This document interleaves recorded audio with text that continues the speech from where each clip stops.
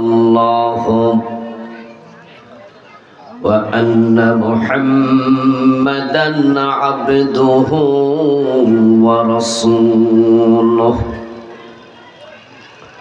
أما بعد فقد قال الله تعالى في كلامه المجيد সকলে আমার সাথে পড়ুন আউযু বিল্লাহি মিনাশ শাইতানির রাজীম বিসমিল্লাহির রহমানির রহিম واعبدوا الله ولا تشركوا به شيئا وبالوالدين إحسانا وبذي القربى واليتامى والمساكين والجار ذي القربى والجار الجنب والصاحب بالجنب وابن السبيل وما ملكت أيمانكم إن الله لا يحب من كان مختالا فخورا قال النبي صلى الله عليه وسلم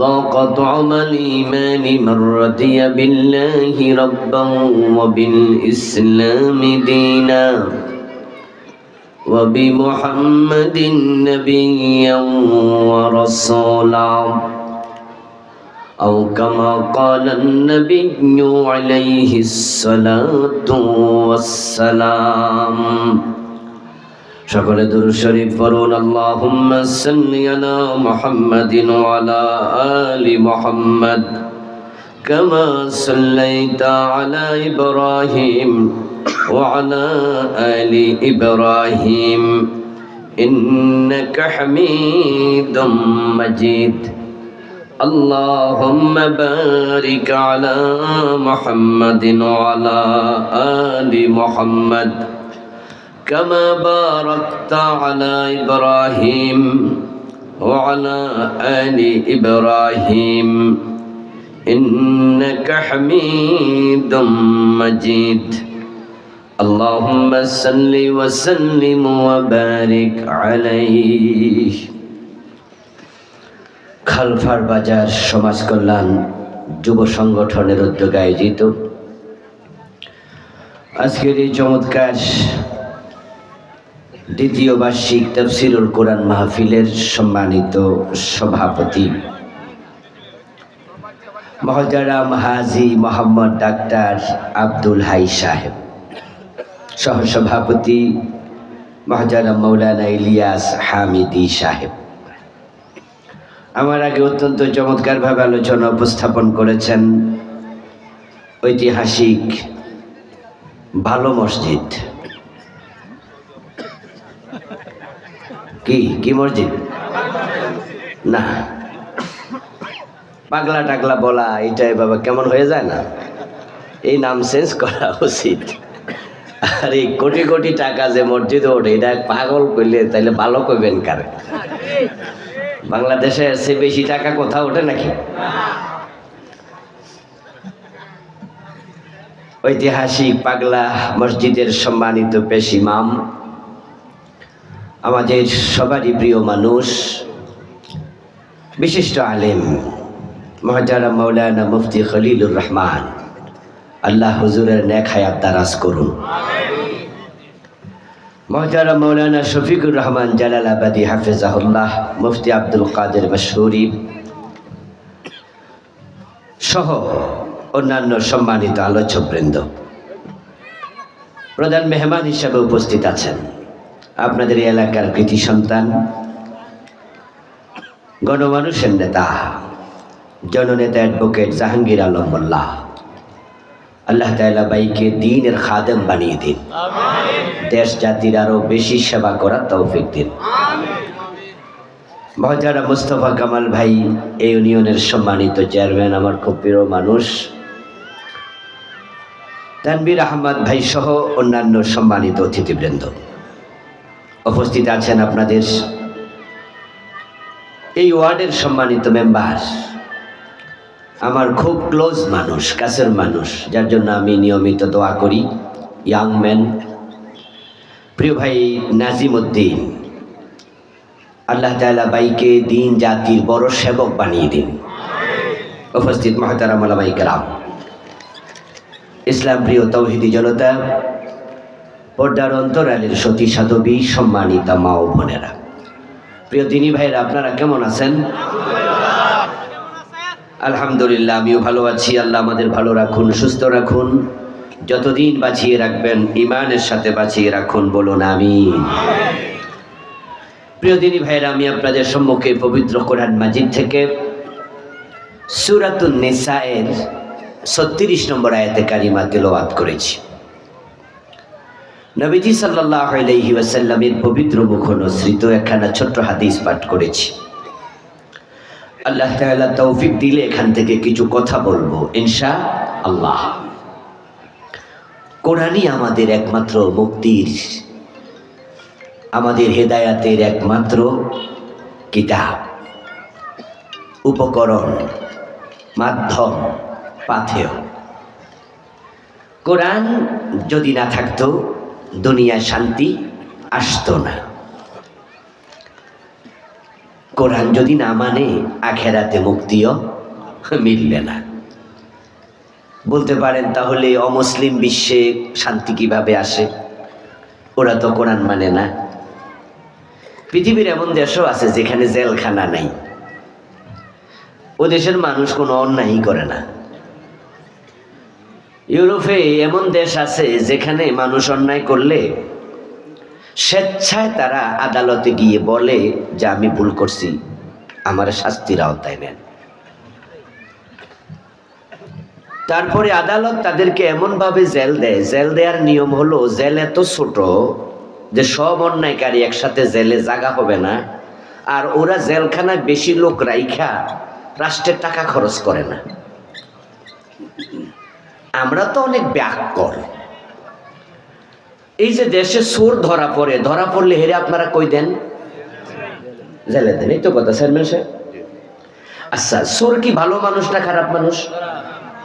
চুপ করে থাকলে কিন্তু বোঝা যাবে যে চুরির চিন্তা আছে অথবা চোরের পক্ষে আছে। তো বলেন, চোর ভালো মানুষ না খারাপ মানুষ? আচ্ছা, জেলে যাওয়ার পরে যে 6 মাস রাখলেন, খানার টাকা দিছিনি বেড়া? ঘর ভাড়া দিছিনি? বিদ্যুৎ বিল দিছিনি? তো খারাপ মানুষের পিছনে টাকা লাগালেন কেন? লজিক দেখেন। চোর খারাপ এ নিয়ে আমাদের কারো দ্বিমত নাই। তার পিছনে আপনি কত লক্ষ টাকা খরচ করলেন 6 মাসে? এই টাকাটা কার টাকা? ডেফিনেটলি আমাদের ট্যাক্সের টাকা, আমাদের বেটের টাকা, জনগণের টাকা। আমরা তো কষ্ট করে টাকা কামাই কি চোরের খাওয়ানোর জন্য দিই? তো সরকার সেখানে টাকা কেন বিনিয়োগ করবে? কোন কারণে করবে? এবার বলুন তো, চোরটা জেলে 6 মাস থাকার পরে কি আল্লাহর ওলি হয়ে বাইর হয় না ডাকাতি হয়ে বাইর হয়? লাভটা কি? এ তো আরেক ক্ষতি নিশ্চিত। কেন এটা হবে? ইসলামের বিধান দেখেন, চোর চুরি করেছে প্রমাণিত হয়েছে, ইসলাম দেখবে, ভেরিফাই করবে খাদ্যের অভাবে চুরি করছে নাকি অভ্যাসের কারণে করছে। ইসলাম আসলে হাত কেটে দেবে না। ইসলাম রাষ্ট্রপ্রধানকে বলেছে জাকাত ভিত্তিক অর্থ ব্যবস্থা চালু করো, তারপরে মানুষের অভাব দূর হবে, মানুষ আর অভাবে চুরি করবে না। কিন্তু চোরে শুনবে না ধর্মের কাহিনী, কিছু স্বভাবে চুরি করবে। ওদেরকে থামাতে হলে হাত কাটা শুরু করো। আর যখন দেখবে অভাবে চুরি করে, তখন ইসলাম তাকে হাত কাটতে বলবে না। রাষ্ট্রপ্রধানকে বলবে অভাব দূর করো, জাকাত দাও তাকে, জাকাত জাকাত। হযরত আলী তো রাষ্ট্রপ্রধান ছিলেন, 4 খলিফার 1 খলিফা। আলী কাররামাল্লাহু ওয়াজহাহু বলেছেন, যদি রুটির অভাবে কোনো ব্যক্তি চুরি করে, তাহলে চোরের হাত না কেটে রাষ্ট্রপ্রধানের হাত কেটে দাও। কারণ যে জনগণের ক্ষুধার তাড়না কমাতে পারে নাই, ক্ষুধা দারিদ্র দূর করতে পারে নাই, রাষ্ট্রপ্রধান থাকার কোনো অধিকার তার নাই। এই জন্য আপনারা দেখেছেন হযরত ওমর যখন প্রেসিডেন্ট ছিলেন, অদ্য দুনিয়ার খলিফা ওমর, মানুষ রাতের বেলায় ঘুমাতো, কিন্তু হযরত ওমর জনগণের খবর নেয়ার জন্য ঘোড়ার পিঠে চড়তেন, পায়ে হাঁটতেন, বেরিয়ে যেতেন। একটি ঘটনা আপনাদের সবার জানা আছে, রাতের বেলায় খাবার ছিল না, ওই গরিব মহিলার ঘরে হযরত ওমর কান্দে করে আটার বস্তা নিয়ে পৌঁছিয়ে দিয়েছেন। আমার প্রিয় ভাই, যখন প্রমাণ হবে লোকটা চোর, চুরি করেছে স্বভাবের কারণে, খারাপ মানুষ, খারাপ মানুষের পিছনে ইসলাম এক পয়সা খরচ করতে রাজি না। তাই কোন চোরকে জেলে দিতে ইসলাম বলে নাই, ইসলাম বলেছে চোর ধরে হাত কেটে দাও। এবার বলুন তো, চোর যদি হাত কেটে দেয়া হয়, তার পিছনে রাষ্ট্রের কোনো টাকা খরচ হবে নাকি? তার পিছনে 1 টাকা খরচ হলো না, বরং হাত যদি কেটে দেন, একটা হাত কাটা চোর দেখে 100 চোর তারের মতো সোজা হয়ে যাবে। হেরে দেখা 100 চোর সোজা হয়ে যাবে। চুরি করছে এমন 10 জন এমপির হাত কেটে দেন, 5 জন মন্ত্রীর হাত কেটে দেন। যারা দেশের টাকা চুরি করে কানাডায় বেগম পাড়া বানিয়েছে, তাদের হাত কাটা দরকার আছে না নাই? প্রধানমন্ত্রী সাবেক বলেছেন তার বাড়ির ফিয়ন 400 কোটি টাকার মালিক। বলুন তো, 400 কোটি যারা চুরি করছে, সেটা কি অভাবে না স্বভাবে? এমন চোরের হাত কাটা দরকার আছে কিনা? 5টা মন্ত্রীর হাত কেটে দেন, 5 জন সচিবের হাত কেটে দেন, 5 জন আমলা ডিসির হাত কেটে দেন, 5 জন নেতার হাত কেটে দেন, এমপির হাত কেটে দেন, 5 জন উপজেলা চেয়ারম্যানের হাত কেটে দেন। কাদের? যারা চোর, ভালোদের না। যদি ওদের হাত কেটে দেয়া হয়, ওদেরকে দেখে আগামী 20 বছর কোন নেতা চোর হবে না। সোনার বাংলা হতে বেশি দিন লাগবে না। কিরে ভাই, হাত ফাঁকা করে সামনে মুরব্বি মানুষ, সামনে হাত ফাঁকা দেবেন কেন? এই মাহফিলওয়ালারা, মাহফিল অ্যারেঞ্জ করলেই তো হবে না, গলার মাঝে এই কাঠ ঝুলে হাঁটলে তো হবে না। এখানে টেবিল ফ্যান থাকবে না কেন? হাত ফাঁকা দেবে কেন? এখন কি ডিজিটাল যুগ না অ্যানালগ যুগ? তো যেটা করতেছি এটা কি ডিজিটাল না অ্যানালগ? এমন ভিডিও হইতেছে না? কেমন লাগতেছে? হাজার হাজার মানুষ দেখবে, আর আমাদের হুজুরদেরকে নিয়ে মন্তব্য করবে যে হুজুররা ফিরালি করে, ওরার পিছনে একজন দাঁড় করাইয়া দেয়। এটাকে আমি শখে নিতেছি না প্রয়োজন? এই যে ঘেমে যাচ্ছি আমি, আপনারা টেবিল ফ্যানের ব্যবস্থা কেন করেন না? এখনো সময় আছে, করেন তাড়াতাড়ি, একটা চার্জার ফ্যান নিয়ে আসেন। এত বড় এরজ করবেন, বুঝবেন না যে হুজুর তো ঘেমে যাবে। আর যেন বলা না লাগে, যান প্লিজ। আচ্ছা আমার ভাইরা, বলতেছিলাম ইসলামের লজিক দেখেন। এরপরে দেখেন ইউরোপে, বলছিলাম যে ওরা খুব বোঝে। আপনার প্রশ্ন আসছিল ওরা তো কোরআন মানে না। তা আমি যে শুরুতে বললাম যে কোরআন না মানলে পৃথিবীতে শান্তি পাবেন না, আখেরাতে মুক্তি পাবেন না, আমি এর পক্ষে যুক্তি দিচ্ছিলাম। ওরা তো কোরআন মানে না, ওরা শান্তি পাইল কেমনে? এই প্রশ্ন আসতেই পারে। আচ্ছা, এমন দেশ জেলখানায় অপরাধী যাওয়ার পরে, ওই আদালতে ধরা দেওয়ার পরে হাকিম বলে যে হ্যাঁ, আপনার এই অপরাধের কারণে আপনাকে 20 দিন জেল দেয়া হলো, তবে জেলখানা আপাতত খালি নাই, এজন্য আপনি আগামী মাসে সুবিধা মতো সময় আইসা জেল খেটে দেন। কথা বুঝবেন কিন্তু, যে আপনি আগামী মাসে আসবেন, আপনি অমুক সময় আসবেন, আপনাকে 20 দিনে জেল দেয়া হলো, এসে খোঁজ নেবেন যে জেল খালি আছে কিনা, এসে আপনি জেল খেটে যাবেন। গাড়ি অ্যাক্সিডেন্ট করে মানুষ ফিষ্ট হয়ে মরে যায়, অ্যাক্সিডেন্ট যেখানে করেছে ঠিক সেখানে গাড়ি দাঁড়ায় থাকবে, ড্রাইভারও পলাবে না, গাড়িওয়ালা কেউ পলাবে না, ঠিক দাঁড়াইয়া থাকে পৃথিবীর অসংখ্য দেশ। আর আমার দেশে মাইরা দৌড় মারে। ঘটনাটা কি? কারণটা কি? কারণ দুটো। একটা হলো যিনি ড্রাইভার তিনি বেপরোয়া, আর একটা হলো পাবলিক, হেরা আরো বেপরোয়া। যদি মানুষ নিজের দোষেও মরে, পাবলিক এসে ড্রাইভার রেখে দেবে। একটা হলো বেপরোয়া গাড়ি চালায় সে মারে, এই জন্য ভয়, আমি অন্যায় করছি পলাই। আর একটা হলো পাবলিক পয়সা খুঁজবে না, আসলে যে গাড়ির তলে পড়ে মরছে দোষটা কি এর না ড্রাইভারের, না খুঁজে গাড়িতে আগুন লাগাইয়া দেবে। কিন্তু পৃথিবীর অসংখ্য দেশ, আপনি সৌদি আরবে যান, গাড়ি অ্যাক্সিডেন্ট করবে, কেউ যাবে না, দাঁড়ায় থাকবে। এবার আসেন আমার ভাই, তারা এইভাবে কেন তৈরি করলো কালচার? আল্লাহ তাআলা আমাকে ইউরোপ, আমেরিকা সহ পৃথিবীর অনেকগুলো দেশ সফরের সুযোগ দিয়েছে। আপনারা অনেকে গিয়েছেন। পৃথিবীর অনেক দেশ এমন দেখেছি যেখানে মানুষ কখনো নিজের থুতুটাও রাস্তায় ফেলে না। টিস্যুর মধ্যে থুতু লইয়া, তারপরে টিস্যুটা হাতে লইয়া ডাস্টবিনে ফেলবে। আর আমার দেশে চান্স পাইলে রাস্তার মাঝখানে প্রস্রাব করে দেয়, শুধু থুতু না। চাচা আরো একটু নিচে নামছে, আমি এত নিচে নামি। চাচা কয় বড়টাও না কি করে দিবে চান্স পাইলে। কলার সিল্কা খেয়ে ফেলে দিলেন, আরেকজন পিছল খায়া পা ভাঙবে, আপনার কি আসে যায়? এবার আপনাদের কাছে আমি আসতে চাই, ইউরোপে আমেরিকায় যদিও মুসলিম দেশে যদি সভ্যতা গড়ে উঠতে পারে, আমরা পারি নাই। এবার বলুন তো, তাদের এই ভালো ভালো আমলগুলোর কথা আল্লাহর কোরআনে আছে না নাই? তো কোরআন নাই সে দেশে কইল কেডা? এই যে পরিচ্ছন্নতা, পরিচ্ছন্নতা এটা ঈমানের অংশ, পবিত্রতা ঈমানের অর্ধেক। আমরা ঘুম থেকে যখন উঠি তখন এক নাম্বার কাজ ওযু করে ফজরের নামাজ, ঠিক না? ওযু করার মাঝে হাত ধোয়া আসেনি? সুবহানাল্লাহ। পরিচ্ছন্নতা কাকে বলে? রাসূলুল্লাহ সাল্লাল্লাহু আলাইহি সাল্লাম বলতেছেন, যখন তুমি ওযু করবে, ঘুম থেকে উঠবে, তখন ফালা ইয়াদখুল ইয়াদাহু ফিল ইনা ফালা ইয়াদরি আইনা বাতাত ইয়াদাহু। এই তোমার দুই হাত তুমি পানির পেয়ালাতে প্রবেশ করাইও না, পানিটা জগে আছে, মগে আছে, ঢেলে ঢেলে ওযু করো, তুমি হাত ভিতরে ঢুকাইয়া করিও না। এমনও তো হতে পারে তোমার হাতের মাঝে ময়লা, কারণ তুমি তো জানো না রাতের বেলায় হাতটা কোথায় ছিল। শরীরের এমন অঙ্গ চুলকাইছো যেখানে ময়লা ছিল, এখন তুমি বোতলের ভিতরে, জগের ভিতরে হাত ঢুকাইয়া দিলা, তাহলে তো পানিটাই অপবিত্র হলো, তো ওযু হবে কেমনে?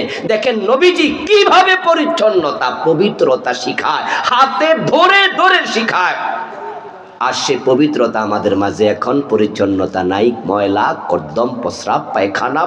আমরা এখানে সেখানে, শহর এমন ময়লা ঢাকা শহর করে, যদি ঢাকা শহরে মেথররা 7 দিনে স্ট্রাইক করে যে আমরা ঢাকা পরিচ্ছন্ন করব না, যারা পরিচ্ছন্নতা কর্মী আছে, ঢাকা শহরে 7 দিন পরে বসবাস করার কোনো উপযোগিতা থাকবে না। এখন এবার পরিচ্ছন্নতার শিক্ষাটা আমরা বাদ দিয়েছি, কাফেররা গ্রহণ করেছে। ওজনে কম দেয় না, মালে ভেজাল দেয় না। আমেরিকাতে যান, ইউরোপে যান, পৃথিবীর অনেক দেশ আছে যেখানে ওজনে যে কম দেয় এটা ওরা বুঝেই না। মানুষ যে আদান প্রদানে, লেনদেনে মিথ্যা কথা বলে এটা ওরা জানেই না। এবার আপনাদের কাছে জানতে চাইবো, ওজনে কম দিতে মানা আল্লাহর কোরআনে আছে না নাই? কথা বলে না কেন ভাইয়েরা? মিথ্যা বলতে নিষেধ আল্লাহর কোরআনে আছে না নাই? তাহলে এবার কি দাঁড়ালো? ওদের দেশে আসলে কোরআন আছে, বাস্তবে কোরআন সেখানেই আছে, তাই তারা দুনিয়াতে ভালো আছে। আল্লামা ইকবাল রাহিমাহুল্লাহ, কথা বলা লাগবে না তো, কাজ করেন, কথা বলবেন না। আল্লামা ইকবাল রহমতুল্লাহি আলাইহি তিনি ইউরোপ ঘুরে আসলেন। ইউরোপ ঘুরে এসে আল্লামা ইকবাল রহমতুল্লাহি আলাইহি কবিতা লিখলেন। তার কবিতায় তিনি বললেন, আমি ইউরোপে গিয়েছি, মুসলিম পাই নাই, ইসলাম পেয়েছি। আর আমার জন্মস্থান ভারতবর্ষে, আমি এখানে মুসলিম পেয়েছি কিন্তু ইসলাম পাই নাই। কথাটা কি বুঝতে পারছেন না? ইউরোপে বললেন মুসলমান নাই, ইসলাম আছে। আর আমার ভারতবর্ষে মুসলমানের অভাব নাই কিন্তু ইসলামটা নাই। এই আপনার নাম কি? আমার নাম তো আব্দুল্লাহ। মাশাআল্লাহ। সুদ খাননি? কয় হুজুর কিছু খাই। গোশ খাননি? তাও তো খাই। চুরি করেননি? কয় মাঝে মাঝে করি। নাম কি? আব্দুল্লাহ। আর তোমার নাম? Mister Samsung. চুরি করেন? কেন চুরি করব? মিথ্যা বলেন? মিথ্যা কেন বলবো? ওর নাম মিস্টার স্যামসং, খ্রিস্টান, কিন্তু চুরি করে না, মিথ্যা বলে না। এর ভিতরে তার ভিতরে ইসলাম আছে, কিন্তু সে মুসলিম না। আর আমার নাম আব্দুল্লাহ, আমার নাম আব্দুর রহমান, আমার নামে মুসলিম, বাস্তবে ইসলাম নাই। ও দোস্ত, ইসলাম এমন এক ধর্ম, এটা যে মানবে তার জন্যই লাভ, তার জন্যই কল্যাণ। আপনি আপনার বোনকে নিয়ে, বউকে নিয়ে রাস্তায় গেলেন, শহরে গেলেন, আপনার বোনের গলার মাঝে স্বর্ণের চেইন আছে, কানের মাঝে নাক্য স্বর্ণের কানের জিনিস। রিক্সা থেকে চোর ছিনতাইকারী টান দিয়া স্বর্ণের চেইনটা গলা থেকে নিয়ে গেল। আপনার বোনের গলায় যখন চেইনটা ছিল 22 ক্যারেটের, 21 ক্যারেটের স্বর্ণ, এখন প্রতি ভরির দাম 1 লাখের বেশি, 1.25 লাখ টাকার মতো। যখন আপনার বোনের গলায় ছিল তখন স্বর্ণের দাম 1.25 লাখ প্রতি ভরি। চোর যখন কেড়ে নিয়ে গেল ছিনতাইকারী, সে নিয়ে পকেটে রাখলো তার, তখন স্বর্ণের ভরির দাম কত? দেখি কি কমে গেছে? ও বেটার চোরের পকেটে, এই জন্য স্বর্ণ এখন কোনো দাম নাই। বেটা স্বর্ণ বেচতে গেলে দাম হইব না, ঠিক না?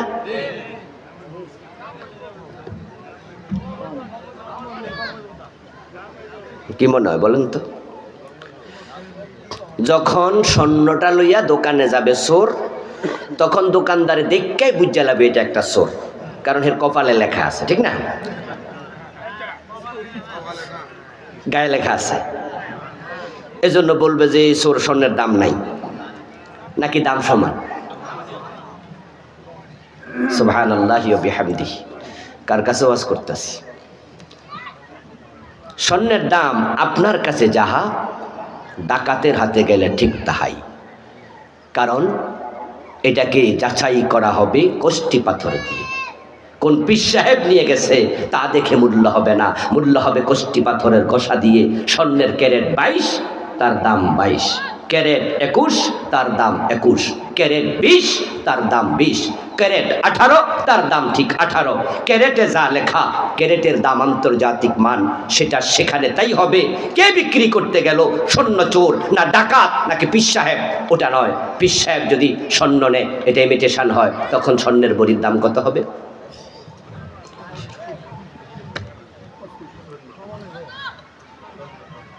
আমার বন্ধু, স্বর্ণ চোরের হাতে যেমন মূল্যবান, এটা আবার হাজী সাহেবের হাতে গেলেও একই দাম।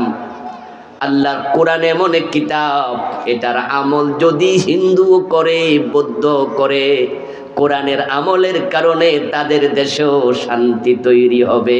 আর যদি কোরআনের আমল সমাজে দেশে না থাকে, মুসলমানের দেশেও শান্তি পাওয়া যাবে না। আমার রাসূল যেই যুগে এসেছিলেন, ওই যুগের নাম ছিল আইয়ামে জাহিলিয়া। কিন্তু যখন তিনি কোরআন সমাজে চালু করে দিলেন, তখন যুগের নাম হলো খায়রুল কুরুন। রাসূলুল্লাহর যুগের প্রথম অংশের এক নাম, শেষ অংশের আরেক নাম। প্রথম অংশ ছিল আইয়ামে জাহিলিয়া, অন্ধকার যুগ।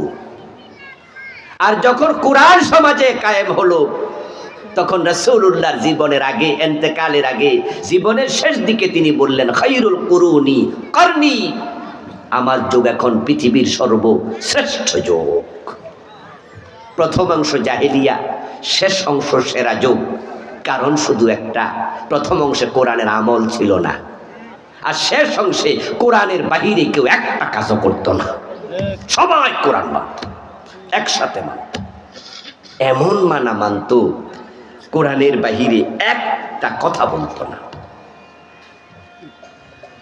কোরআনে এসেছে মদ পান করা যাবে না, মদ পান করা হারাম, অথচ ইসলামের প্রথম দিকে মদ খাওয়া জায়েজ ছিল। রাসূলুল্লাহর আপন চাচা আমির হামজা রাদিয়াল্লাহু তাআলা আনহু মদ পান করলেন। মাতাল অবস্থায় হাতে যে তলোয়ার ছিল, তলোয়ার দিয়ে একটা ওটের পেটের ভিতরে তলোয়ার ঢুকাইয়া ওটটাকে জাগায় মেরে ফেললেন। ওই ওটটা ছিল হযরত আলীর ওট।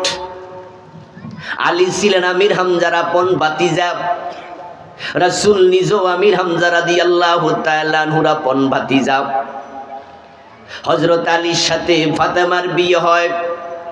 ওই বিয়ের পরে ওলিমা করবে আলী, কিন্তু আলীর টাকা নাই। রাসূল একটা ওট দিলেন, এই ওটটাকে জবাই করে তুমি মানুষরে খাওয়াইও। কিন্তু এর মাঝেই হযরত হামজা মাতাল হইয়া ওটটাকে মেরে ফেললেন। আলী রাদিয়াল্লাহু তাআলা আনহু নবীজির কাছে গিয়ে অভিযোগ করলেন, বললেন দেখেন আপনার চাচা কি করছে, ওটটাকে হত্যা করলো। প্রিয় নবীজি রেগে গেলেন, হামজা এটা কি করলো? তাই তিনি হামজাকে খবর দিলেন। হযরত হামজার তখনও মাতলামি শেষ হয় নাই, এখনো তিনি কিছুটা মাতাল। রাসূলুল্লাহর সামনে গিয়ে বলতেছে, ও আমার আব্বার চাকর দাস মুহাম্মদ ইবনে আব্দুল্লাহ, কেন ডাকছো? রাসূলুল্লাহ রে কয় আমার আব্বার দাস। ওনার আব্বার নাম আব্দুল মুত্তালিব, আব্দুল মুত্তালিবের নাতি। নাতি না কইয়া কয় চাকর দাস। আল্লাহর হাবিব হামজার এই আচরণ দেখে বুঝে ফেলছেন চাচার মাথাটা এখনো 100% ঠিক হয় নাই, লাইন হয় নাই। মদ খাইলে 1-2 ঘন্টা মানুষ মাতাল থাকে, অথচ হামজা তখন মুসলিম।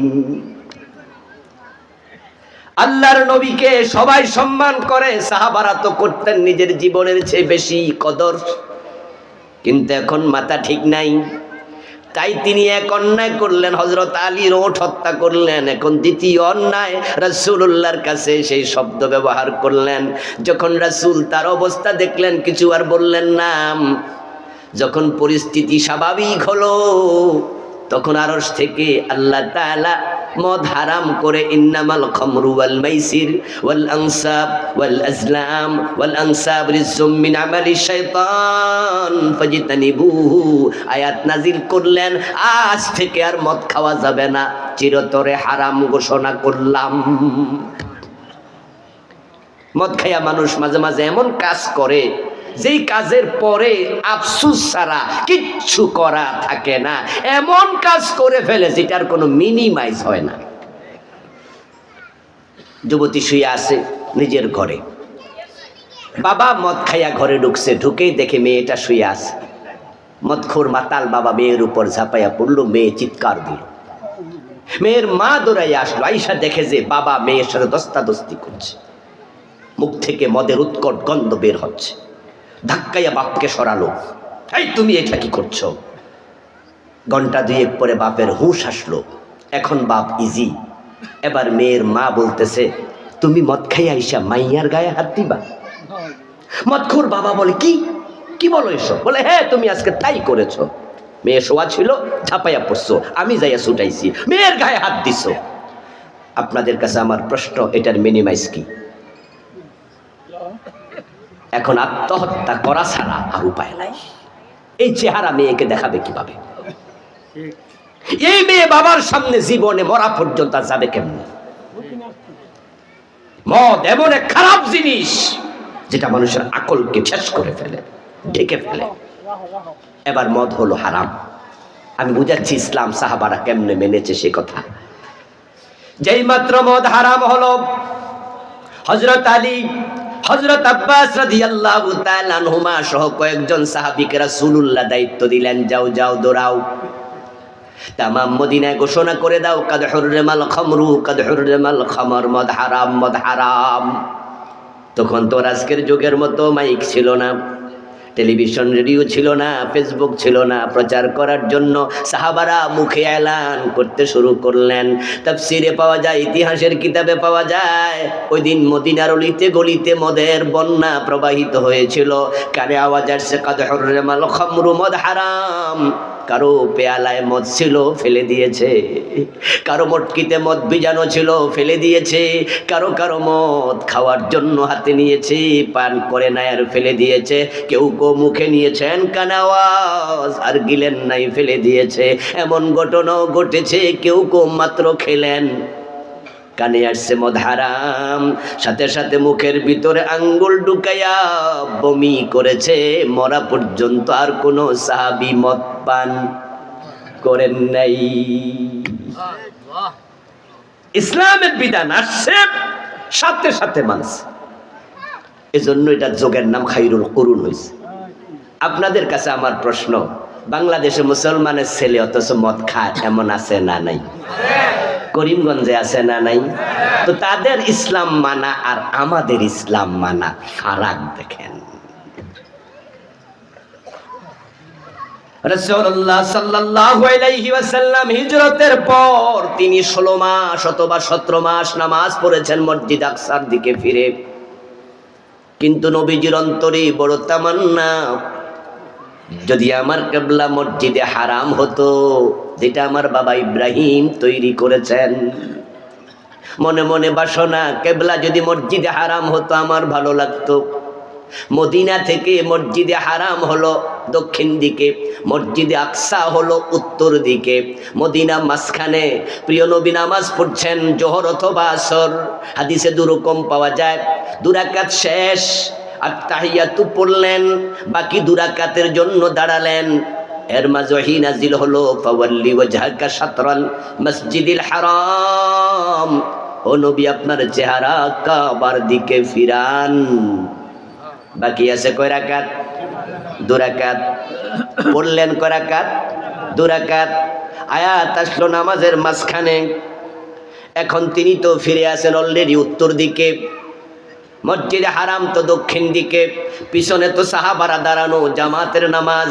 এবার নামাজের ভিতরে যদি তিনি ফিরেন দক্ষিণ দিকে, উত্তর দিক থেকে দক্ষিণ দিকে ফিরলে সাহাবারা তো সামনে পড়ে যাবে যারা পিছনে ছিল, এখন একটা পেছলাইগা যাইতে পারে। তাই রাসূলুল্লাহ মনে মনে ভাবতে পারতেন, এই ওয়াক্ত শেষ হোক, সামনের ওয়াক্ত থেকে কাবার দিকে ফিরব।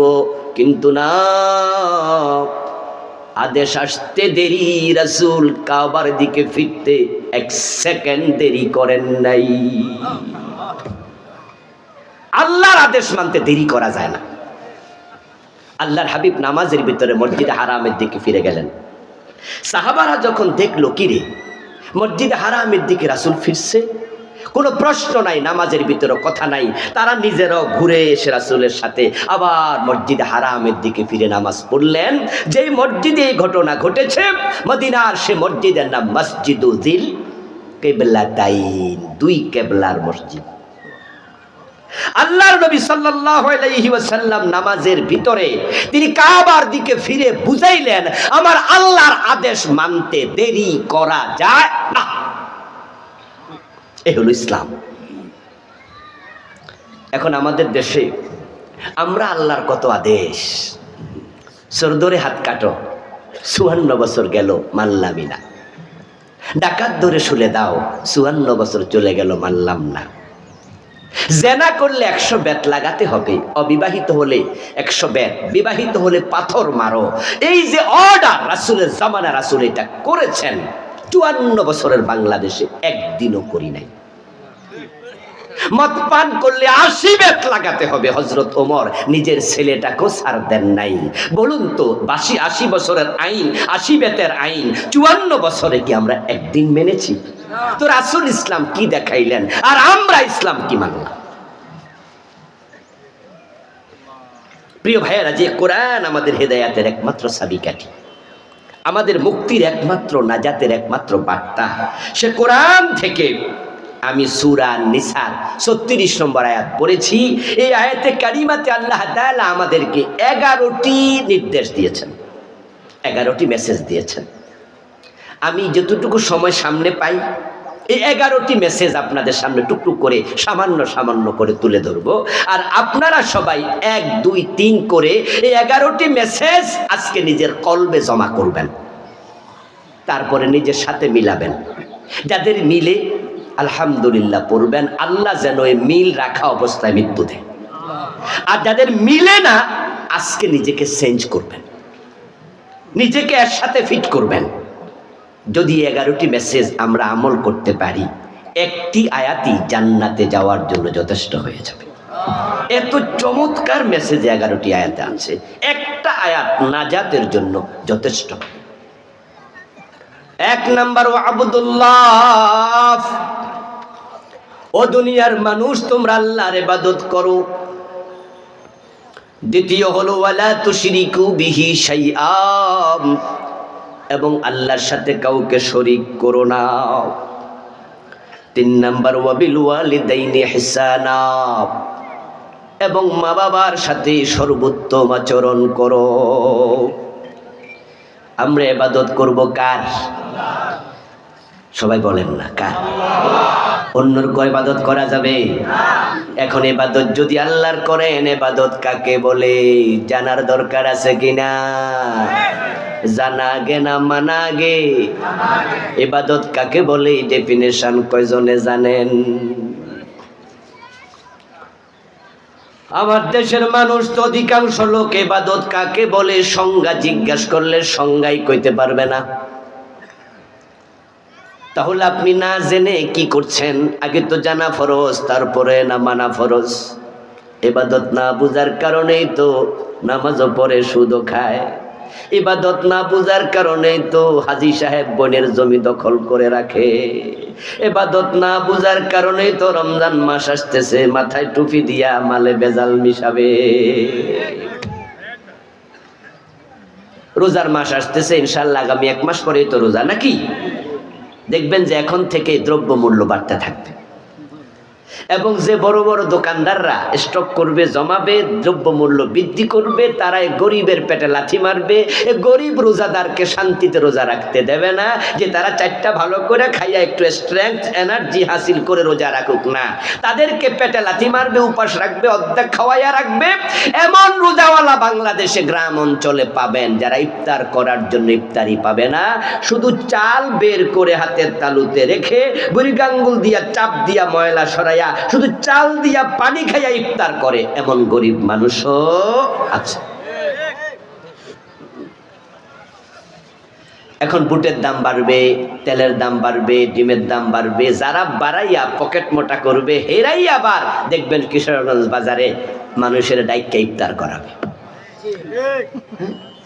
দোকানে যত কর্মচারী আছে 10 জন 20 জন, সবার জন্য ইফতারি রেডি, এবং শুধু তাদের জন্য না, দোকানের সামনে দেখবেন যে সপুরা বিছাইয়া সুন্দর করে 20 জনের ইফতারি রেডি করে মানুষের খুব আসেন ইফতার করেন। আর পাবলিক ইফতার করে দেখে মনে মনে ভাবতেছে, হা জান্নাত আল্লাহ আমারে না দিয়া কারে দে।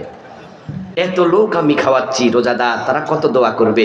অথচ 1 মাস আগ থেকে উনি মালের দাম বাড়াইছে।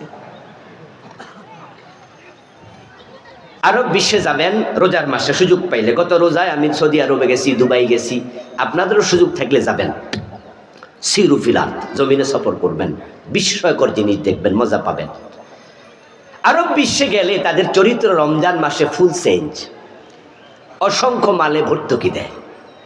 গত রোজার আগের রোজায় পত্রিকায় দেখলাম দুবাই সরকার রাষ্ট্রীয়ভাবে অনেকগুলো পণ্য, সে তালিকা 30টার বেশি হবে, নিত্য প্রয়োজনীয় সবগুলোর দাম কমাইছে রোজা উপলক্ষে। এই 1 মাস দাম কমানো হলো।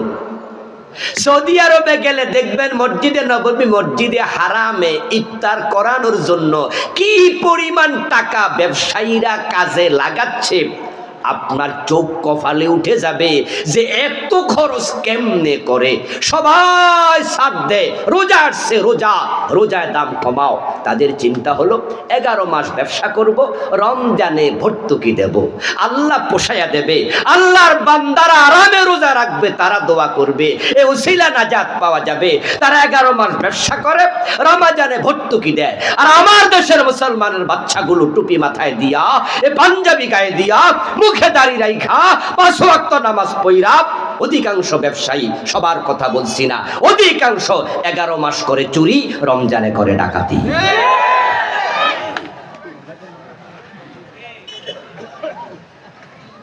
কারণ সে ইবাদত বোঝে না। ভাবছে নামাজ পড়লে জান্নাত মিলবে, অথচ আমার প্রিয় ভাইরা সূরা মাউন, সূরা রাইতাল্লাহ সবাই তো পারে না। রাইতাল্লাযী ইউকাযযিবু বিদ্দীন, এই সূরার মাঝে আছে ফাওয়াইলুল লিল মুসাল্লিন। এক পেজ দেখে হবে না রে ভাই, এক সাইড দেখে হবে না। মাইয়া বিয়ে করাবেন, ছেলে দেখতে গেছেন, অথবা ছেলে বিয়ে করাবেন, মেয়ে দেখতে গেছেন।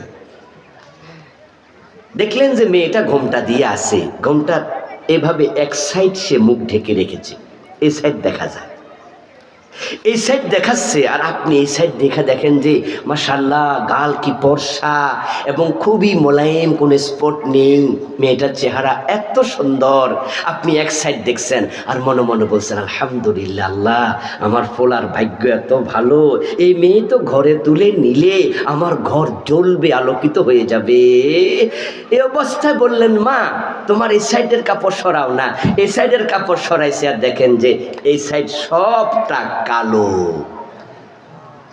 এসিডে জ্বলসে গেছে। আপনি যখন ওটুকু দেখবেন, বিয়ের সিদ্ধান্ত সাথে সাথে প্রত্যাহার, কোন রকম এক গ্লাস পানি খেয়ে পলায় চলে আসবেন, ঠিক নয় কি দোস্ত? এক পাশ দেখছেন নামাজ পড়লে জান্নাতের চাবি, এটা হলো হাদিস, কিন্তু কোরআনে আরেক পাশে আছে ফাওয়াইলুল লিল মুসাল্লিন, কত নামাজের জন্য ওয়াইল দোজখ। নামাজ জান্নাতের চাবি হবে তাদের জন্য যারা ইবাদত বুঝে নামাজ পড়বে, যারা ইবাদত বুঝে না তাদের কিসের নামাজ কিসের রোজা? তো ইবাদত কারে বলে তা তো শিখেনি নাই, তো করবেন কি? আল্লাহ তাআলা বলছেন আমি কিছু নামাজের জন্য ওয়াইল দোজক বানাইছি, আল ওয়াইলু ওয়াদিন ফি জাহান্নাম ইয়াবি ফিহিল কাফিরু 40 খরিফা ক্বাবলা ইয়াবলাগা কারা, রাওয়াহু তিরমিজি। নবীজি বলছেন ওয়াইল হচ্ছে জাহান্নামের একটা গর্তের নাম, যে গর্তের দিকে জাহান্নামীকে ফেলে দিলে তলায় যেতে 40 বছর লাগবে। কিছু নামাজিকে আমি সেই ওয়াইল দোজকে ফেলে দেব। নামাজ জান্নাতের চাবি, ওটুকু শুনে খুশি হয়ে গেছেন ওই হাদিস। এখন এই আয়াতের কি হবে? ইবাদত বুঝেন তারপরে করেন। হাদিসে আছে আখলিস দীনাক ইয়াকফিকাল আমালুল কালিল, বুঝে শুনে ইবাদত করো, আমলকে খাঁটি বানাও, কম আমল নাজাতের জন্য যথেষ্ট হবে। আর না বুঝা উল্টা পাল্টা চলতে থাকবা, মসজিদের সভাপতি আবার সিনেমা হলের মালিক। হুজুর ইসলাম আমরা বুঝি না, আপনারা একাই ইসলাম মানেন, আমরা মানি না, না মানলে নিয়ে যে বড় মসজিদের এসি আমি একাই 3টা দিছি, তাই নাকি? আরে হুজুরের রমজান মাসের 10 দিন আমি খাওয়াই, মাসে চাঁদা কত দেই জানেননি? এত টাকা মসজিদে চাঁদা দেই। পরে খোঁজ নিয়ে দেখা গেল উনি সুদী ব্যাংকের ডিরেক্টর। ও, আপনার হারাম টাকা দিয়ে আপনি জান্নাত কিনতেছেন? হারাম টাকা আল্লাহর পথে খরচ করে সওয়াবের নিয়ত করা কুফর।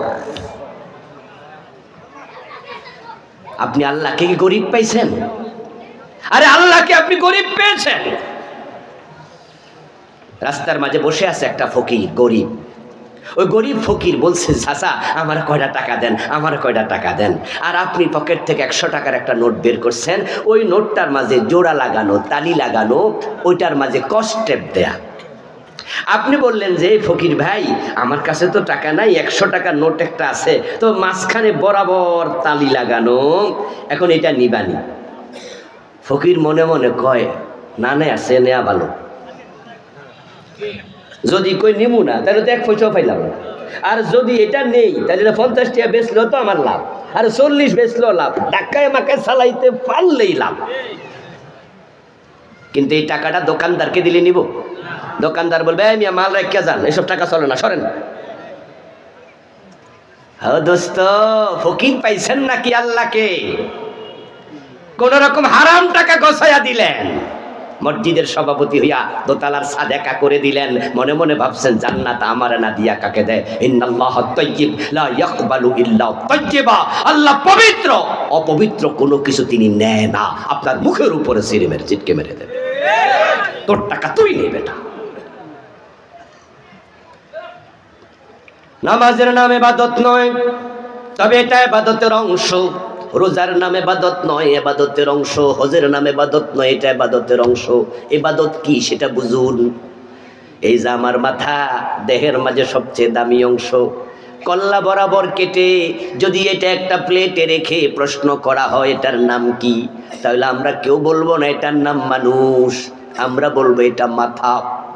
হাত আলাদা করলে এটার নাম হাত, পা আলাদা করলে এটার নাম পা, কলিজা আলাদা করলে এটার নাম কলিজা, ফুসফুস আলাদা করলে এটার নাম ফুসফুস। তাহলে মানুষ কই?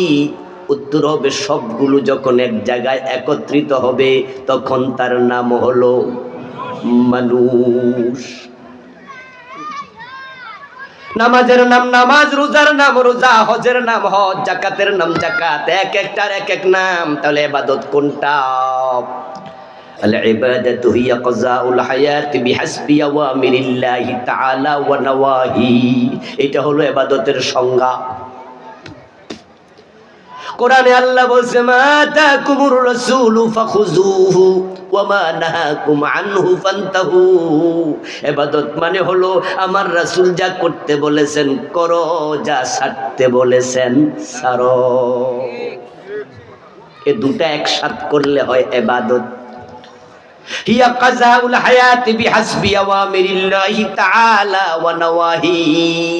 ইবাদত মানে হলো আল্লাহ এবং রাসূলের আদেশ নিষেধের ভিত্তিতে পুরা জীবন পরিচালনা করা। টয়লেটে ঢুকতে ইবাদত আছে না নাই? বাম পা দিয়া ঢোকো, ডান পা দিয়া বের হও। এবং তুমি টয়লেটের ভিতরে গিয়ে কাপড় তোলা দিও, মানুষ যেন সতর না দেখে। তারপরে নির্দিষ্ট দোয়া পড়িও। এবার বলুন তো ঘুমানোর সময় রাসূলের নির্দেশনা আছে না নাই? কোন কাতে ঘুমাবেন, কোন দোয়া পড়বেন। খাওয়ার সময় ইসলামের আইন আছে না নাই? কোন জায়গায় নাই? সব জায়গায় রাসূল যা বলেছেন তা মানার নাম ইবাদত, যা তিনি ছেড়েছেন তা ছাড়ার নাম ইবাদত। এবার বিয়ে শাদীর সময় কি ইবাদত নাই? ব্যবসায় কি ইবাদত নাই? রাজনীতি যখন করবেন, নবী মুহাম্মদ যেভাবে করেছেন, দেশ চালাইছেন কোরআন দিয়া, তাই কোরআন দিয়া দেশ চালানো এটাও একটা ইবাদতের বড় অংশ।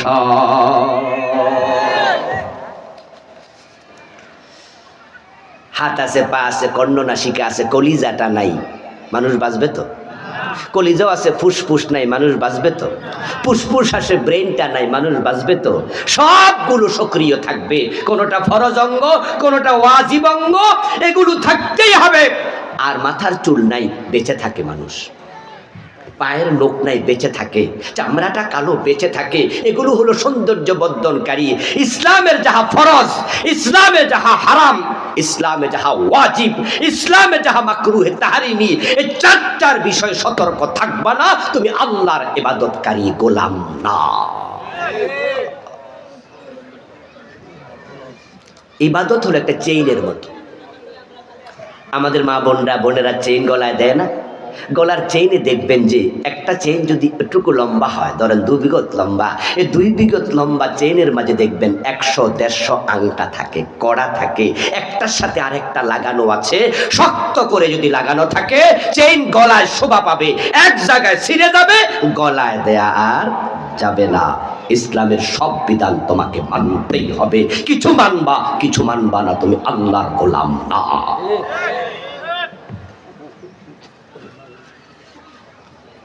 সুদে টাকা লাগাইয়া সুদ খাইয়া জান্নাত খোঁজেন কোন সাহস? কোন সাহসে? নবীজি বলছেন যে ব্যক্তি সুদ খায় তার আমল নামায় 73টা গুনাহ দেয়া হয়। বড় বড় সবচেয়ে ছোটটা হলো মায়ের সাথে জিনা করা। কোন জান্নাত খোঁজো? এই জন্য আসুন প্রিয় ভাইয়েরা, ইবাদতটা শিখেন। কোরআন হাদিসে যা আছে সব মানেন। নিষিদ্ধ কাজগুলো ছেড়ে দেন, ফরজগুলো আঁকড়াইয়া ধরেন, হারামগুলো ছেড়ে দেন। এখন কোনটা ফরজ কোনটা হারাম, এজন্য এলেম শিখা দরকার আছে না নাই? আরে যদি আমাদের রাষ্ট্রে 71-এ যখন দেশটা স্বাধীন হয়, তখন আমাদের সিলেবাসে আল্লাহর কোরআনটা ঢুকাইয়া দিত, রাসূলের হাদিসটা ঢুকাইয়া দিত। স্কুল, কলেজ, ইউনিভার্সিটি, মাদ্রাসার মতো সব জায়গায় 100 নাম্বার কোরআন, 100 নাম্বার হাদিস, অঙ্ক, বাংলার মতো কম্পালসারি করা হতো। তাহলে আপনারা আমার সামনে যারা আছেন, ডানে বামে যারা আছেন, একজনও বাকি থাকতো না। আপনি হারামগুলোও চিনতেন, ফরজগুলোও জানতেন, কিন্তু সিলেবাসে কোরআন হাদিস নাই, যার কারণে এমএ পাস, বিএ পাস, নামাজের 13টা আরকান আহকাম ফরজই অনেকেই জানে না। তায়াম্মুমের 3টা ফরজ জানে না, নামাজের 14টা ওয়াজিব জানে না, ইসলামের কত বিধান আছে ফরজ আবশ্যক। এই যে পরের অংশ হলো ওয়ালা তুশরিকু বিহি শাইয়া, আল্লাহর সাথে শিরিক করিও না, 2 নম্বর অর্ডার। এবার বলুন তো, শিরিক থেকে বাঁচতে হলে শিরিকগুলো চিনা দরকার আছে না নাই? সিলেবাসে কোরআন নাই, হাদিস নাই, যার কারণে কত আল্লাহর বান্দা শিরিক করে, এ জানেই না এটা শিরিক। অথচ একটা শিরিক করলে ঈমান শেষ। এই যে সামনে নির্বাচন আসতেছে, আমাদের অসংখ্য আল্লাহর বান্দা, আমাদের নেতারা এই মাইক হাতে নিয়ে মুশরিক হবে, বেঈমান হবে, বেঈমান, ঈমানই শেষ করে ফেলবে। আরে সব শেষ। যে শিরিক করে আল্লাহ জান্নাত হারাম করে, এই নেতা আইসা মুশরিক হবে মানুষের সামনে, আপনারাও মুশরিক হবেন উনাকে সাপোর্ট করে। সে একটা শিরকি স্লোগান যেটা বাংলাদেশে অ্যাভেলেবেল, সেটা হচ্ছে জনগণ সকল ক্ষমতার উৎস। এই কথাটা আমাদের নির্বাচনের সময় দারুণভাবে প্রচার হবে। আপনারা বলুন তো একটু আওয়াজ করে, যারা যা বোঝেন তাই বলেন, আওয়াজ করে একটু বলিয়েন, সকল ক্ষমতার উৎস কি মানুষ না আল্লাহ? আসলে ক্ষমতা কার হাতে? এই কথাটা আপনি কেন করলেন? কোন দরকার? আপনি বলবেন এরকম কথা যে ভাইয়েরা, আমি আপনাদের এলাকার সন্তান, এলাকা থেকে নির্বাচন করছি, আমি আশা করছি আপনারা আমারে সাপোর্ট করবেন, ইনশাআল্লাহ আপনাদের দোয়া থাকলে, সাপোর্ট থাকলে আল্লাহ আমাকে এমপি বানাবে। বানাবে কে? ক্ষমতা কে দেবে? কিন্তু আপনি কি বললেন? জনগণ সকল ক্ষমতা আসতাম সব। বাবারে কয় কি রে, কয় কি, কয় কি? আন্নাল কুওয়াতা লিল্লাহি জামিআ। ও নবী বলুন, সকল ক্ষমতার মালিক হলেন আল্লাহ। কুলিল্লাহুম্মা মালিকাল মুলক তুতিল মুলকা মান তাশা ওয়া তানজিউল মুলকা মিম্মান তাশা। আমাদের নরসিংদী সদর থানার সাবেক উপজেলা চেয়ারম্যান, বিএনপির লোক, অনেক জনপ্রিয় নেতা, আমার এক মাহফিলে বসা। এই ওয়াজ শোনার পরে উনি যখন বক্তৃতা দিলেন, উনি আসতে লেট করছিলেন, এজন্য শুরুতে বক্তৃতা না দিয়া শেষে দিলেন। উনি বললেন যে আমি এটা জানতাম না, আজকে তওবা করলাম, আজকের পর থেকে এই কথা আমি আর বলবো না। আমি ভাইকে দোয়া করলাম যে ভাই, এই যে নেয়ার মতো মন আছে, মানুষ না বুঝে ভুল করতে পারে, কিন্তু তওবা করলে আল্লাহ পছন্দ করে, ঠিক না? জনগণের ক্ষমতা দেওয়ার কোনো সুযোগই নাই। এই যে নাই, এটা তো আমরা 5 তারিখে কিছু টের পাইছি। ক্ষমতা যে আল্লাহ দেয়, আল্লাহ চাইলে কেড়ে নেয়। এই 2টা 5 তারিখে আল্লাহ তো চোখে আঙ্গুল দিয়া দেখাইছে। আমাদের সাবেক প্রধানমন্ত্রী, উনার সাথে কি পরিমাণ পাওয়ার ছিল বলুন তো? সেনাবাহিনী উনার, পুলিশ বাহিনী উনার, র্যাব উনার, বিজিবি উনার, আনসার উনার, আরে একটা চৌকিদার থেকে সেনা প্রধান। এই 15টা বছর দলীয় পরিচয় ছাড়া কাউকে নিয়োগ দেয় নাই। 100 জন দিলে 99 জন দিছে উনার দলের। পুরা জাতিকে এতটা কোণঠাসা করছে, কথা বলার মতো সাহস কারো নাই। উনার আদেশ শুনা হেলিকপ্টার থেকে পর্যন্ত গুলি চালাইছে, ঠিক না? উরি বাবারে বাবা, বড় বড় তা কাকে বলে? আচ্ছা, এরপরও ক্ষমতা থাকতে পারছে না। ক্ষমতা কার হাতে? জোরে বলেন, কার হাতে? আমার চাচা থামেন, ক্ষমতা কার হাতে? আপনি ভাবতেও পারবেন না, আমরাও কিন্তু কল্পনা করি নাই যে ক্ষমতা থেকে চলে যাবে, ঠিক না? আচ্ছা, সালমান এফ রহমান একটা হেলিকপ্টার একা ওনার বাড়ির ছাদ থেকে লইয়া পালাইয়া যাওয়ার মতো পয়সা ওনার নাই। কিন্তু উনি কিন্তু 5 তারিখেও জানতেন না যে অবস্থা এরকম হতে যাচ্ছে। যদি জানতেন তাহলে দাড়ি মারি কামাইয়া এত রিস্ক নিয়ে পালানো দরকার ছিল না, ঠিক না ভাই? উনি কি লাগে নাকি? উনি কি এরকম দাড়ি মারি কামাইয়া এত রিস্ক নিয়ে নৌকা টোকা সইরা গামছা গামছা গাদ দিয়া দরকার আছে? উনি তো একটা হেলিকপ্টারকে ইশারা দিলে এসে ওনার বাসার ছাদের উপর নামতো। উনার পার্সোনাল হেলিকপ্টার আছে, ব্যাপার না উনার জন্য। যারা জানেন তারা বোঝেন, উনার জন্য এটা কোনো ব্যাপার না। কিন্তু ব্যাপারটা হলো উনিও জানতেন না, বুঝতে পারেন নাই যে এত সাজানো বাগান আল্লাহ এক মুহূর্তে শেষ করে দেবে। যে ওয়াকারকে উনি বিশ্বস্ত আস্থাভাজন জেনে ওনার সেনাবাহিনীর প্রধান বানালেন এবং তিনি সাবেক প্রধানমন্ত্রীর আত্মীয়।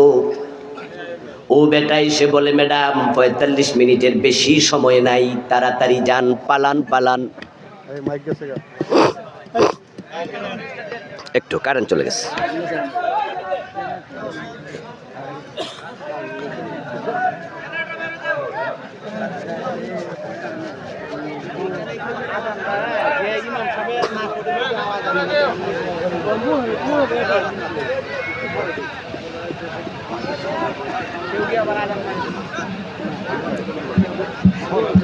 জিকির করুন লা ইলাহা ইল্লাল্লাহ, লা ইলাহা ইল্লাল্লাহ, লা ইলাহা ইল্লাল্লাহ মুহাম্মাদুর রাসূলুল্লাহ।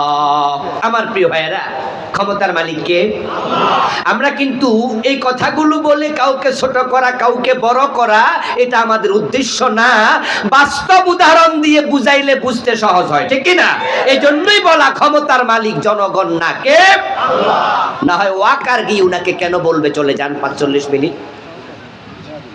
আচ্ছা, যাত্রাবাড়ি থানার ওসি জানেন তো? জানেন তো ও বেটা কি সরকারের পক্ষ নিয়ে গুলি করে নাই? ১-২টা না শত শত রাউন্ড। সেখানে মানুষ হত্যা করেছে ৫০ জনের বেশি। আচ্ছা, সে ছিল একটা ইন্সপেক্টর মাত্র, পুলিশের ছোট্ট অফিসার। ওসি মানে এই মাত্র এসআই থেকে একটু উপরে উঠছে। এটা বিসিএস ক্যাডারের অফিসারও না। যারা আপনারা গ্রামের মানুষ তো মনে করেন বিশাল অফিসার, না, এটা ছোট্ট অফিসার। তবে থানার মাঝে ওরাই হচ্ছে লিডার। একজন ইন্সপেক্টর, ও বেটার তুলনায় সেনাবাহিনীর প্রধানের ক্ষমতা যে কত উপরে, কম্পেয়ার করা যাবে না। কিন্তু সে যাত্রাবাড়ি থানার ওসির ইঙ্গিতে শত শত রাউন্ড গুলি দেয়া হলো, ৫০-এর উপরে মানুষ রাস্তায় শহীদ করে ফেলা হলো। ওয়াকার যদি ওর মতো তেরা হইতো তাহলে হয়তো সেদিন ৫০,০০০ শহীদ হওয়া লাগতো। এ ২০০০ নয়। কিন্তু আল্লাহ আরশের মালিক, তিনি ক্ষমতার মালিক। তিনি জানেন যে যাত্রাবাড়ি থানার ওসি ও বেটা গুলি করলো, দেশের ক্ষমতা চেঞ্জ হওয়ার পর ব্যাপারে কোনো ভূমিকা রাখতে পারবে না। কিন্তু জেনারেল ওয়াকার যদি ওর মতো তেরা হয় তাহলে ক্ষমতার মসনদ সরতে সময় লাগবে, রক্ত অনেক বয়ে যাবে। কিন্তু আল্লাহ তাআলা ওয়াকারের অন্তরটাকে ওই যাত্রাবাড়ি থানার ওসির মতো করেন নাই, বরং তার অন্তরে এমন একটা ভাব ঢুকাইছে, যা যা তুই জানাইয়া দে, প্রধানমন্ত্রীর নিরাপত্তা তুই দিবি না, ম্যাডাম চলে যান চলে যান। তাকে ধমক দিল, তারপরও সে শুনল না। পরে প্রধানমন্ত্রীও বলতে পারতেন আমি যাব না, বঙ্গবন্ধুর মেয়ে কেন যাব, দরকার হলে আমি এদেশে শাহাদাত বরণ করব, দেখি আমারে কে মারে, তাহলে ভিন্ন কিছু হতে পারত। কিন্তু তিনিও এক কাপড় পইরা এত তাড়াতাড়ি গেলেন, রান্না করা খাবার খাইয়া পলানোর টাইম নাই। রানলো কেডা আর খাইলো কেডা? এবং কাপড় যেটা পরনে ছিল সেটা পইরা উনি চলে গেছে, আরেকটা কাপড় নেয়ার টাইম নাই। এই হলো আল্লাহ যাকে চায় ক্ষমতা থেকে সরায়। আর ডক্টর ইউনূসের দিকে তাকান, ৫ তারিখে বেটা কি কল্পনা করছে বড় চেয়ারে বসবে? স্বপ্নেও দেখে নাই। বৈষম্য বিরোধী আন্দোলনে ডক্টর ইউনূসের কি ভূমিকা ছিল? সিটে পাটাও ছিল না, এক ফোঁটা পানিও না। যেটা সমুদ্রের জলরাশি থেকে এক ফোঁটা পানিও না। আন্দোলনে তার কোনো ভূমিকাই নাই। সে দেশে ছিল না, বিদেশে ছিল। বরং তিনি যা স্বপ্ন দেখেছেন আগে, সেটা হলো জেল যে কয় বছর হয় আল্লাহ জানে। তার বিরুদ্ধে যে মামলাগুলো ছিল, মামলাগুলো কি ছোট ছোট না বড় বড়? এক একটা ১০-১২ বছর ২০ বছর কইরা হইল ২-২৫০ বছর জেল হইল। যে উনাকে যখন আদালতে নেওয়া হয় তখন আদালতে লিপ বন্ধ করে দিয়েছে, পায়ে হেঁটে ৮ তলায় তুলেছে, বেজ্জতি করে বুঝাইছে হ নোবেল লরিয়েট, আমাদের কাছে তুমি কিচ্ছু না। অপেক্ষা করো, কয়দিন পরে টের পাইবা ঠেলা কারে কয়। ডক্টর ইউনূস হয়তো বাসায় বসে বসে ভাবতো, কি পরিমাণ বেজ্জুতি আমাকে হওয়া লাগে জানা নাই, কত বছর জেল হয় জানা নাই, আমি বিদেশ থেকে আসবো না, পালিয়ে থাকবো, ফেরারি আসামি বানায়া বাংলার সকল পত্রিকার হেডলাইন হবে ডক্টর ইউনূসের 150 বছর সাজা। লজ্জা কাকে বলে? আমার যে কি হয় জানি না, কিন্তু আসমানের মালিক বলে না, তোমাকে সবচেয়ে বড় চেয়ারটাতে বসাবো। ছাত্ররা আন্দোলন করে সফল হওয়ার পরে ওনার মোবাইল নাম্বার সংগ্রহ করে বলছে, স্যার প্লিজ দয়া করে একটু মেহরবানি করে আসেন, একটু বসেন। উনি কি শক করছিল? নো, সবাই মিলে ডাকছে। আল্লাহ হচ্ছেন ক্ষমতার মালিক। তবে হ্যাঁ, আবার ডক্টর ইউনূস যদি মনে করে ক্ষমতা আমারে আল্লাহ দিছে, যা ইচ্ছা তাই করব, প্রধানমন্ত্রী শেখ হাসিনাকে সরাইছেন যে আল্লাহ, সে আল্লাহ এখনো আছে না নাই? তাই আবার ধাক্কা মেরে সরাই দিব। এর জন্য আমরা যারা ভবিষ্যতে ক্ষমতা যেতে চাই, আমরাও যেন সোজা হইয়া যাই, ঠিক না? না হয় কিন্তু এই বিপদ আমাদের কাঁধেও আসবে। তবে একটা কাজ এবার হয়েছে, সেটা হলো ইন ফিউচার ইনশাআল্লাহ আমরা আশা করি আমাদের জীবদ্দশায় একটা পরিবর্তন আমরা দেখব। কারণ যারাই সরকারে আসে, বৈষম্য বিরোধী আন্দোলনের কথা মাথায় রাখা লাগবে। পোলাপান এখন অন্যায়কে ছাড় আর দেবে না। আপনাদেরকে তাই বলবো, অন্যায়কে ছাড় দেয়া দরকার আছে নাকি? মুসলমান তো অন্যায়কে প্রতিরোধ করে। এই চিন্তার নাম ইসলাম, এটার নামই জিহাদ। শুধু তলোয়ার হাতে নিয়ে হাঁটার নাম জিহাদ? নো, এটা জিহাদের একটি অংশ।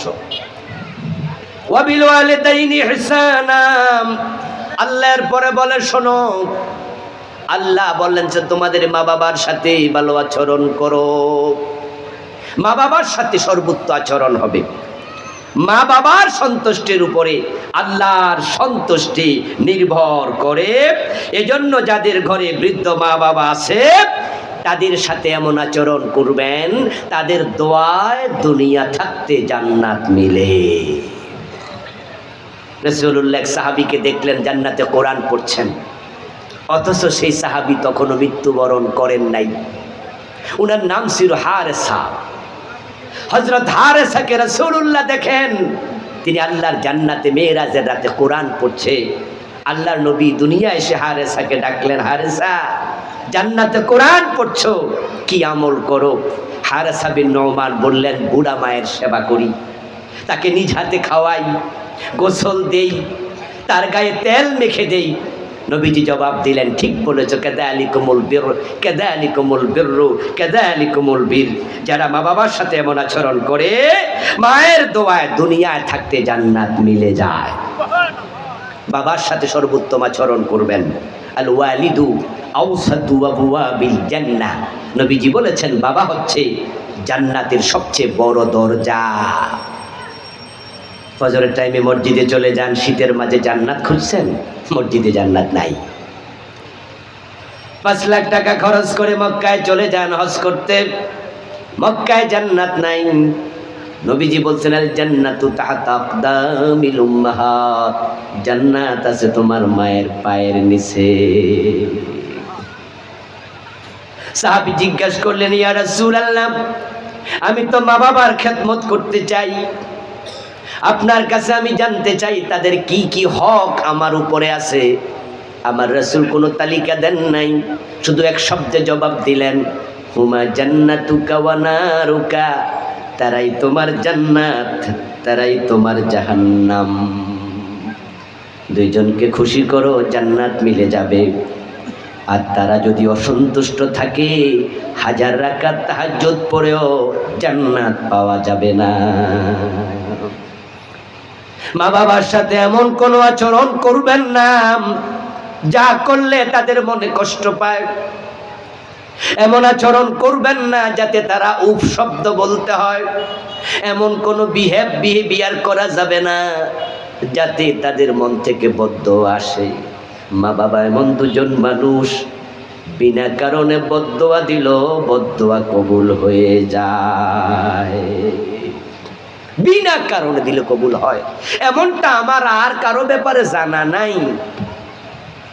আপনি পীর সাহেব হুজুরের গায়ে ধাক্কা খেলেন, হুজুর হেঁটে যাচ্ছে, আপনি পাশে হাঁটছেন, লাগছে ধাক্কা, বুড়া হুজুর তো কায়দ হইয়া গেছে পইরা। আর হুজুর বলল, এই বেটা তোর উপর আল্লাহর গজব পড়ুক, এই বেটা তুই ধ্বংস। আপনি মনে মনে ভাবছেন সারছে কাম, উপায় আর নাই। আরশের মালিক তাকাইয়া দেখবে এই যে ধাক্কাটা লাগছিল ওই যুবক কি ইচ্ছা কইরা দিছিল, নাকি ভুলে দিছে, নাকি খেয়াল করে নাই, নাকি অনিচ্ছা সত্ত্বে। আরশের মালিক পিশাব কইলে কবুল করে না। তিনি ছেলের জন্য আছে, তিনি শ্বশুরের জন্য, বাবার জন্য আছে, তিনি বৌমার জন্য আছে, তিনি শাশুড়ি মার জন্য আছে, তিনি আদেল, সবারটা তিনি দেখে, তারপরে সিদ্ধান্ত নেন। তিনি দেখছেন পিশাব হুজুরের বদদোয়াটা ভুল ছিল, এ বদদোয়া আল্লাহ নেবে না। কিন্তু বাবা যদি এ বদদোয়া দেয়, আল্লাহ তখন আর দেখে না কেন দিছে। মা যদি বদদোয়া দেয়, আল্লাহর দেখে না কেন দিছে। এই দুইজনের বদদোয়া বিনা কারণে কবুল হয়ে যায়। নাউজুবিল্লাহ পড়ে। সহিহ বুখারীতে রাসূল জুরাইজ নামে এক আল্লাহর বান্দার উদাহরণ দিয়েছে। বনি ইসরাঈলের লোক, বড় আল্লাহর ওলি ছিল, মায়ের বদদোয়া সে বেজ্জতি হয়েছে, এক জায়গায় চরম বেজ্জতি। এই জন্য আপনাদের যাদের মা বাবা জীবিত আছে তাদের দোয়া নেবেন, ইহসান করবেন। ওয়াকফিদ লাহুমা জানাহাজ দুল্লি মিনার রাহমা, দুই হাত তাদের জন্য ভালোবাসা নিয়ে একবারে বিছিয়ে দেবেন, তাদের সেবা করবেন, যা চাও তাই দেবেন। এক সাহাবী জিজ্ঞাসা করছিল, ইয়া রাসূলুল্লাহ, আমার বাবা আছে, আমার সন্তান আছে, আমার সম্পদ আছে, কিন্তু আমার বাবা শুধু টাকা টাকা টাকা করে, কি করব, কত দেব? রাসূল জবাব দেন, আনতা ওয়া মালুকা লি আবিকা, ও আল্লাহর বান্দা, হিসাব করো না, কত দিবাই প্রশ্ন করো না, তুমি এবং তোমার সম্পদ সবটার মালিক তোমার বাবা। এই যুবক সাবধান, বউয়ের কথা শুনে মাকে কোনোদিন বকা দিবা না, চোখ লাল করে কথা বলবা না। ওয়ালা তানহারহুমা, কোনোদিন মা বাবাকে ধমক দিও না। ওয়ালা তাকুল লাহুমা উফ, বিরক্ত হয়ে উফ বলো না। মা বাবা বুড়া হয়তো, বুড়ো মানুষ, বুড়ো হলে বুঝ কমে, একই কথা বারবার বলে, খাইয়াও বলে খাই নাই, না খাইয়া কয় কি খাইছি খাইছি এখন খামো না। আপনি জোর করে খাওয়াবেন তো তাই ধমকাচ্ছেন, না খাইলে কিন্তু না। আদব আদব, বিনয় বিনয় বিনয় বিনয়। তাদের সামনে যত ছোট হওয়া যায়, যাই বলুক মাথা পেতে নাও, চুপ করে থাকো। ভুল বলেছে, ভুলটাকে সাদরে গ্রহণ করো, আল্লাহ খুশি হয়ে যাবে। রেদাল ওয়ালিদাইন, রেদার রব ফি রেদাল ওয়ালিদাইন ওয়া সাখাতুর রব ফি সাখাতিল ওয়ালিদাইন। তারা খুশি, আল্লাহ খুশি, তারা বেজার, আল্লাহ বেজার। আর যদি বদদোয়া দেয়, তাহলে তোমাকে আল্লাহ এটা রেজাল্ট দুনিয়াতে ভোগ না করাইয়া মারবে না।